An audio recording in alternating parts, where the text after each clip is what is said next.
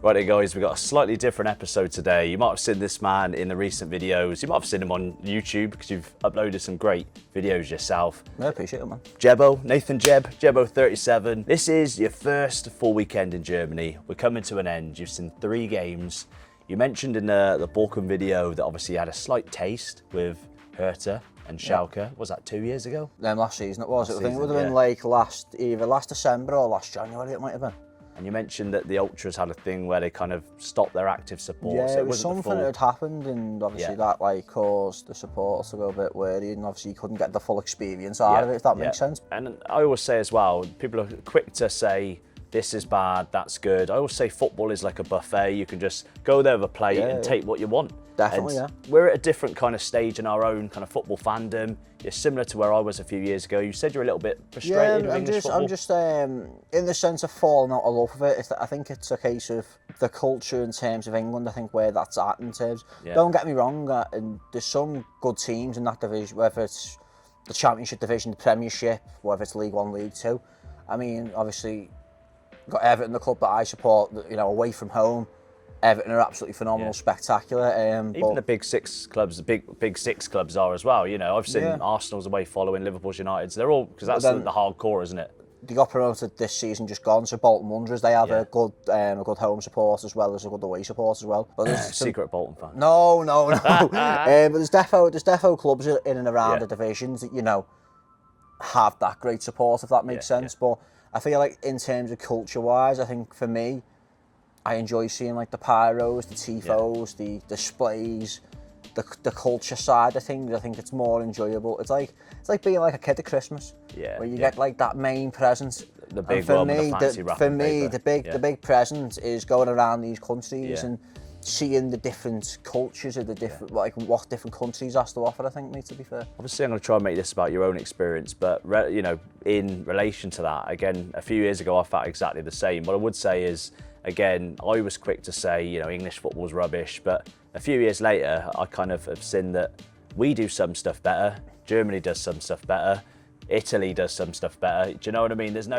this is the perfect Everyone's got their own different preferential treatment in the sense of that, but I think for me at the moment, in terms of like... You've done English football, you've been ground up in for years, haven't you? So yeah, I mean, I think English football is, how can I put it? I think the culture of it just needs to improve. I think you see with these clubs as well, I am going to give the props to some fan bases within like the English divisions, because in the sense of they'll try to elevate it, whether it's a singing section. Rochdale being prime for that, by the way, they'll have like their own singing section.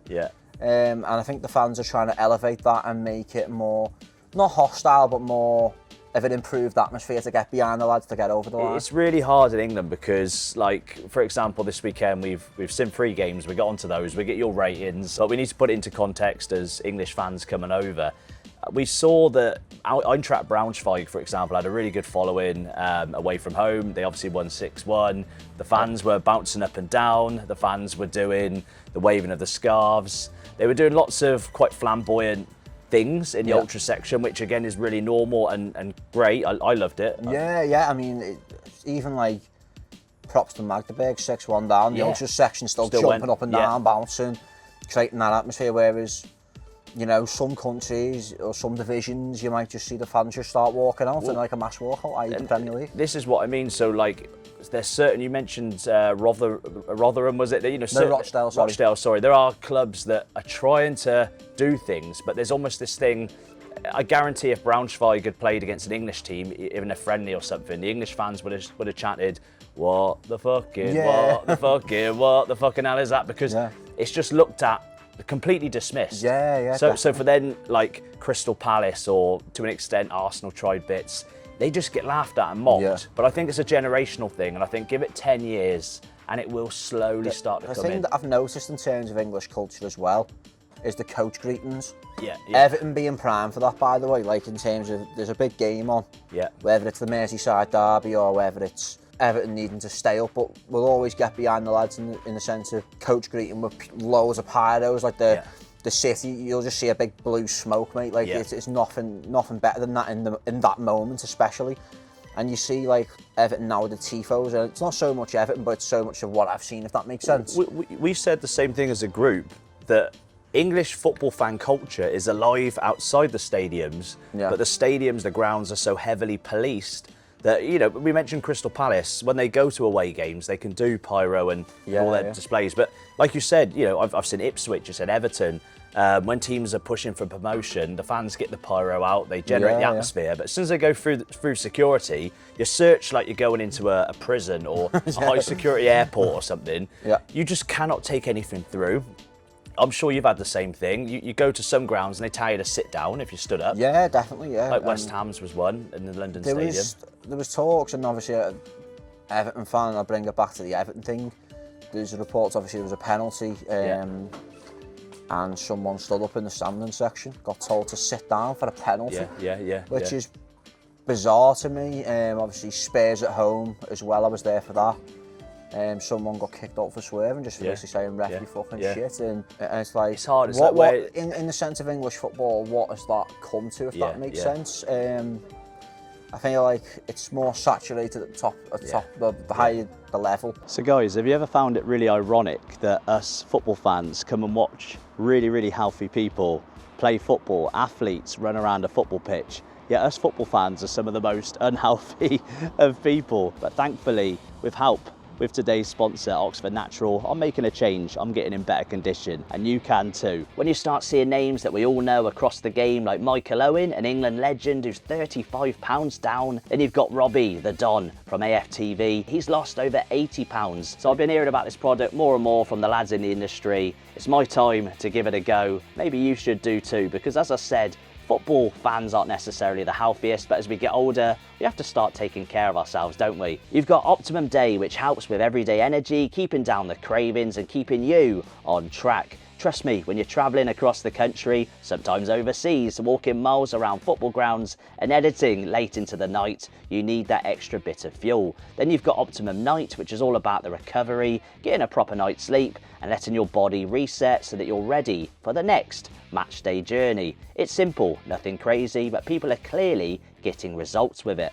Now, you know by now, guys, I'm very transparent and honest. I don't accept sponsorships if I don't believe in the product. I'm on both Optimum Day and Optimum Night. I'm sleeping better, I feel better in the daytime, I've got more energy, and I'm definitely starting to make improvements in my physique, believe it or not, under this red jacket. But you can improve your health today, guys. Make sure you do follow the link below, follow the QR code on screen. Make sure you do use the code RYFP at checkout for a whopping 70% off your first order. And thanks again to Oxford Natural for sponsoring today's video. So we'll bring this back to English football in a moment, but just to kind of expand on what you just said there, we obviously encountered a little bit of a strange situation in Magdeburg. But again, relating back to what you just said, that's why these ultras, these fans are so protective of the clubs, and they don't want the vloggers, they don't want the tourists coming, because they fear what German football becoming what ours has. So you can understand it, can't you? Yeah, definitely. I mean, the situation at Magdeburg was a bit over-exaggerated. I'm not justifying it. I think it was a bit OTT, the way it was €10 off you, €10 off you, €10 off you, and what equivalent is like, what, €40? Well, let's just put this into context in case nobody's seen your Magdeburg video or my Magdeburg video, but we're walking along, we're not filming, we're not there with the camera. To be honest, I probably was. You were taking a photo. Well, you might be. Yeah, filming on my phone, so it might have been. It's your fault then. Yeah, pretty much, mate. Yeah. Obviously, I did say to Jebbo. I mean, you've even got it on camera. I said, go steady. You know, we're near the ultras. Probably not best to film. Yeah, you said they will. Yeah, just be careful around the ultras. They don't really want this. Or I mean, over in the west, they'll just give you a dirty look and kind of leave you to it. But in the east, you just can't take any risks because they're a lot more militant in the way. Hostile. I've used the word hostile, to be fair. So we were approached. They said, "This is our area. Where are you from? Please leave," which is perfectly fine. That was the first time around, yeah. So we were leaving, on our way to leaving. Was it our friend Philip, the German guy we were with? Yeah. He was confronted, and bless him, I think he shat his pants. Said, you owe us €10 each for the choreo because you're ground hoppers. So Philip had already made his way over to the cash point, and we were like, whoa, Philip, Well, let's just talk about this, right? I must admit, I only had English cash. I did put a little bit of money in their bucket on the way in because, you know, again, we turn up as ground hoppers, taking videos of their pyro, loads of money, time and effort goes into these displays, and they just see these tourists coming and taking advantage of it. I mean, So, I'll be honest, I just said, we're not fucking doing it. I was like, nope, it's not happening, in the sense of, It's one thing having a bucket out and being like, do you mind doing this? And obviously you do that in the sense of, not a gesture of goodwill, but like from the goodness of your heart type of thing. But there's another thing when there's a guy there with a spliff demanding that he's getting 40 euros. To be fair, I think he might have had a little bit of short man syndrome, and but I wasn't one to challenge that because obviously the ultras work in groups, and I don't want no beef. But like going into the ground, I'd say I was a bit sceptical at first because it's like, where is this going to go? Because you're going to go one or two ways. You're going to have the same experience as what you had inside the ground, outside the ground, and then that relates inside, and you know, dealing with the same people. It was like chalk and cheese though, because once you leave, was it block?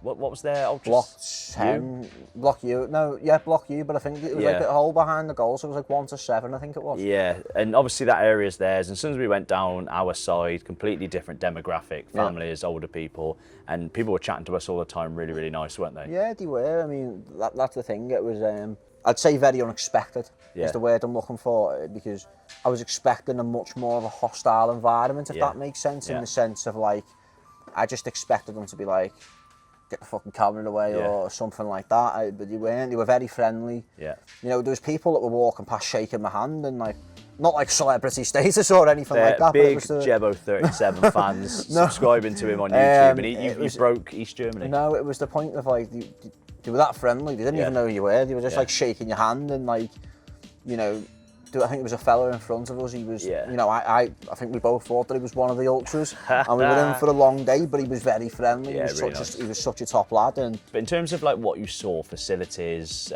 there was problems with no card. All the systems were down. Cash only. No, it was just a Phillips card. Just card decline. So our mate was overdrawn and couldn't use his card. Okay. And then Big Jebo steps in. Well, I had a bratwurst, it was nice. I saw Joel, somebody in our group, had a really nice currywurst. The pricing was good. The only beer they did was San Miguel, I believe, which is quite strange.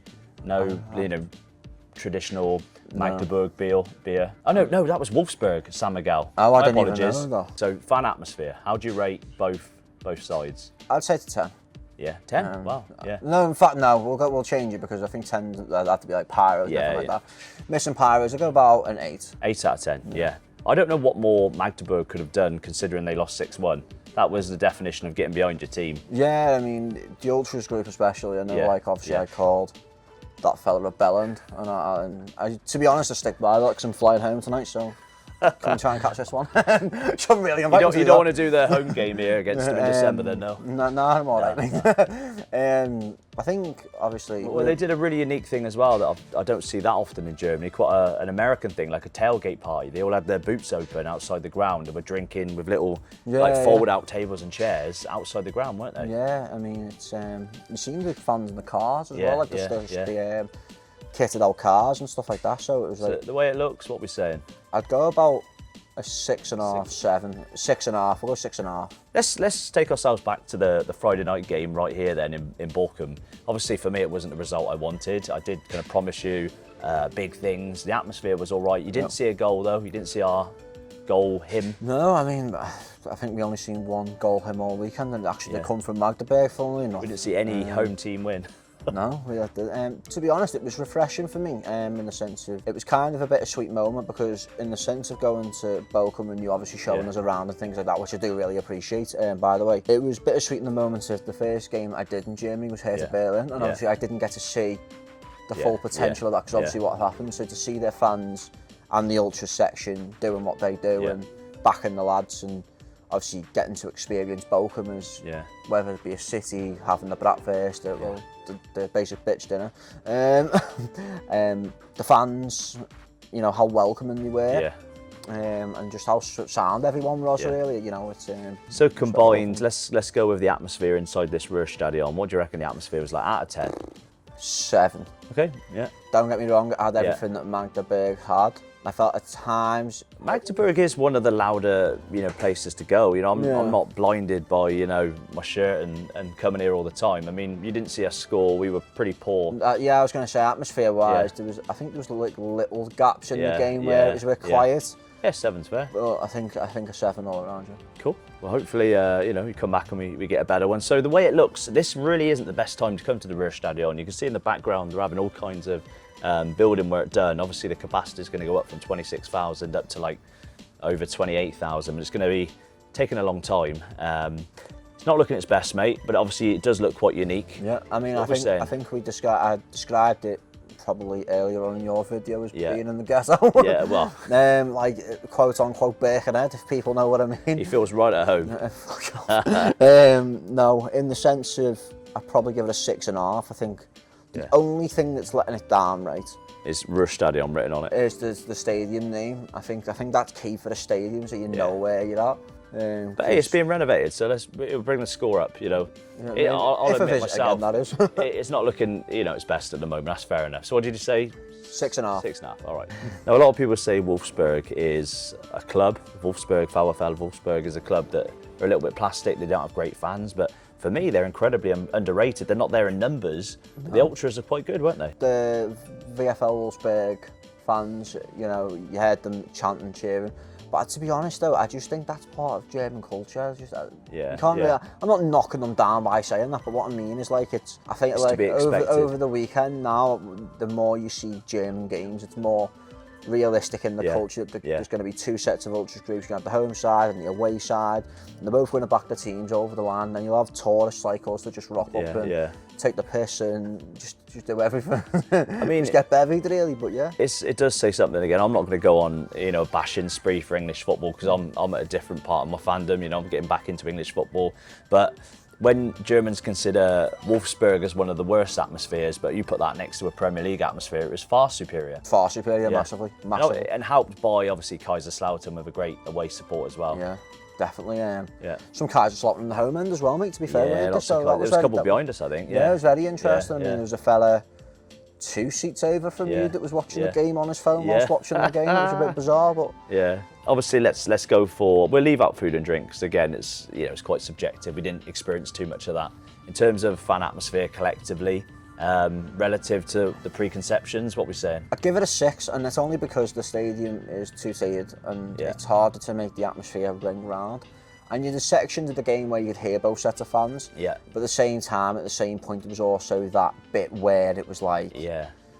It's hard because obviously there was a tier below the Kaiserslautern fans. It was empty. Empty and things like that, so I'd give it a 6. I think the acoustics of the Volkswagen Arena isn't great. I mean, it looks massive, but it's only 4,000 bigger than the Ruhrstadion, but that feels so much smaller when you're inside and compact and a better atmosphere. It's just the way you want it though, isn't it? Yeah, exactly. And again, if you put those fans in there, you probably would get a better atmosphere as well. So these big modern stadiums don't, well, you know that again with the Hill Dickinson Stadium, you know, with Everton, who say that, you know, that stadium was designed to keep the atmosphere in, which hasn't really done. Yeah. But yeah, no, I understand that. In terms of the way it looked, though, I mean, I do like the visuals of it. I liked it. Looks like it's wearing a hat. It was very aesthetic. The one thing I said to you when we were in that upper tier, the one thing I just swear for altogether is that fucking ring. Those stairs, yeah. That's like Man City. No, it was like the ring on the roof. Oh, because you couldn't see the Kaiserslautern fans blocking the view a little bit. And I think it was like €48. So you've gone for 6 out of 10 for fan atmosphere. What are we saying for the look of the ground? Give it a 7. 7. I quite like it. Me, to be fair, it's unique in it because it's green. Yeah, it's green. It's got that aesthetic feel to it. Yeah. We don't get a lot of green teams in England. There's quite a few in Germany. You've got Werder Bremen. Forest Green Rovers. Yeah, Forest. Charles Forest Green. Ooh, Cheltenham rivals. Yeah. So I don't even think there's any other team that play in green. Yeovil, no. Yeovil Town. Plymouth Argyle. Plymouth Argyle over Town. I feel like the game just let it down. Yeah. I feel like the game just being a 0-0. Yeah, 0-0 like, as well. At one point, me and you were just fucking taking the piss. Like, do you know what I mean? I know. But you know, it's what makes it more enjoyable. We can't just say, well, because we were taking the piss. Yeah, so that brings an end to the score. So you've got Magdeburg against Eintracht Braunschweig at the top as your best experience, despite being threatened by the ultras. By a bellend. That just shows what an incredible atmosphere they generated and stuff. So shout out to Magdeburg and Braunschweig. Do you know Second place. I just need to apologise here because I'm getting pretty brave right now. Yeah. I'm going, I'll put his address on screen and you can go and sort him out. Yeah, definitely that. You got to put up with the ultras around as I say, Merseyside. everyone has their own culture, and you know that's just their culture. You can't knock them for that. I look at it as you know, I've been quite vocal, and I don't like too much. People are going to go wild because, especially in Germany, they love political talks and how the political attachment to football. We're very different in England. We kind of leave it at the door and say, let's just enjoy the football for 90 minutes. Unless it's saying Keir Starmer's a wanker. But unless it's Keir Starmer's a wanker. But that also has the knock-on effect that it's partly due to the political nature of German football, why the atmosphere is good, why there's an active fan scene. So you have to take it all with a pinch of salt. Yeah, definitely. As I say, it's one of those, like, I know we can laugh and joke about it over the camera, like, do you know what I mean? But obviously that's their culture. That's their life, you know. And you half have to respect that, you know, on a serious talk as well. You give it the respect. You said, you know, that's been your best experience in the free. I think the thing is as well, it's not backtracking as much, but you half have to respect the culture, and it is our culture to take the piss and joke. By the way, it doesn't mean we're being serious. Yeah, that's the thing. Like with me and him, like you'll probably see it with me more now. Like it's just letting me express myself. There's definitely obviously a translation barrier. I mean, I take the piss quite a bit, and I've been taken literally for a few things I've said right here in Bochum and upset a couple of people. So it's easy to do. It's just a jokey nature. But in all seriousness, though, to like those who do go abroad and things like that to explore the culture, just respect the culture. You know, I'd say don't do what we did and just walk into the lion's den. If that makes sense. I mean, naive of me. I mean, I've been here for a good few years now, and to be fair, I wasn't filming, but I should have probably prepped the boys and said, look, if we need to kind of assess where the ultras block is, and then get your cameras out once we've decided where that is. I'd say literally, you know, for those who, because if people see this, in my opinion, they're probably going to think, it's all right to take the piss out, but like in all seriousness, don't just respect the culture, go there, enjoy yourself as well, and if you respect them and the culture, you'll be embraced. I've seen it firsthand, and I mean, look at when we went into the ground, you know, you see it's. And to be fair, we didn't approach people. They approached us to talk, and therefore we're like, okay, they're happy with us filming, so therefore we're going to interview and stuff. So it was great, Bro, mate, I've loved having you along, mate, for the journey. You're going to be coming back, of course. What have we got next? But we were planning possibly, I mean, we've had a horribly long weekend. We've had no sleep. And you know, we've all had a bit of a moment when we're tired. I said, that's it for me in driving. I've done a 10-hour round trip yesterday. That's it. I'm staying in England. I'm going to watch Cheltenham Town every week. And then I think it's what, Celtic, Aberdeen and Ibrox? Yeah, we've got Poland. We've got another Germany trip. We've got Denmark. We've got loads of stuff coming up. We've got a few things on both channels. Yeah. Very excited for it, to be fair. I think it's awesome, mate. And obviously, if you have any kind of insights of your own guys, if you want to share your own experiences, it doesn't have to be in Germany. Maybe you're a German viewer and you've actually been to England and want to share your experiences and what you find we actually do better, because you've been quite critical of what we do. That's the thing. I would disagree, because you know, like how I get quite defensive when people say Britain doesn't have any culture, when again you've got to tread a fine line with this, but we do. You just have to kind of dig a bit deeper for it, and English football definitely has a rich culture. It's just been suppressed from the sanitisation, the money, I think the thing and is the as well, over-policing. like, you go to these clubs and you don't really see much. But you see a good atmosphere, fans chanting, i.e. Bolton Wanderers. I'm going to use them as a prime example.